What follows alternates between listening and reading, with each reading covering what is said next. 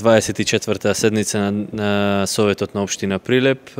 Генерално ги имавме да ги разгледаме кварталните извештаи на јавните предпријатија и на општината, вториот квартал од оваа година.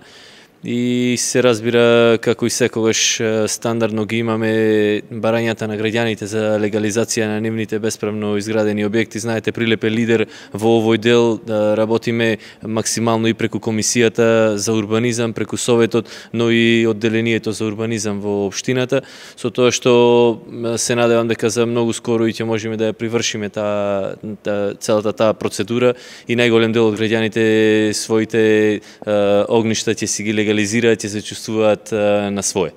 Би сакал да издвојам точката на дневен ред, односно одлуката која што ја донесовме за децата без родители да имаат бесплатно возење во градскиот превоз. Тоа е многу значително за нас. Знаете, донесовме одлука со што ги ослободивме лицата со хендикеп и сега еве следува и овој чекор за децата без родители, со што се обидуваме на ранливи категории од различни ранливи категории да им излеземе во пресред да можат да го користат градскиот превоз, да се движат низ градот бесплатно. Дали по примерот на другите градови, можеби кога сме веќе на оваа тема размислувате и за пензионерите да има некакви бенефити или?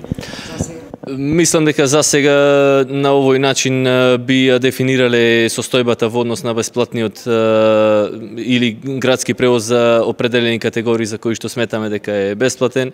Тоа го разгледувавме и на некои од седниците, разговаравме и тука би во овој период би завршиле. Тука се разбира како што ќе се подобрува и бројот на граѓаните кои што ќе го користат градскиот превоз, како ќе се развива со бројот на граѓани кои што стои повеќе ќе го користат, ќе имаме во предвид да разгледаме секакви иницијативи кои што ќе дојдат или други категории кои што би можеле да се ослободат, но во овој период ова се категориите за кои што размислувавме како совет да го направиме истото. Од 1 септември се враќаат линиите во нормалниот тек.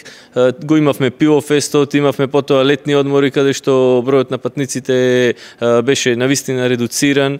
Знаете, ние сме и град во кој што голем дел од нашите сограѓани се занимаваат со земјоделие, тутун и слично, и од тука беше редуцирањето на линиите. Од септември започнуваме со она што го имаме како програм, односно како возен ред.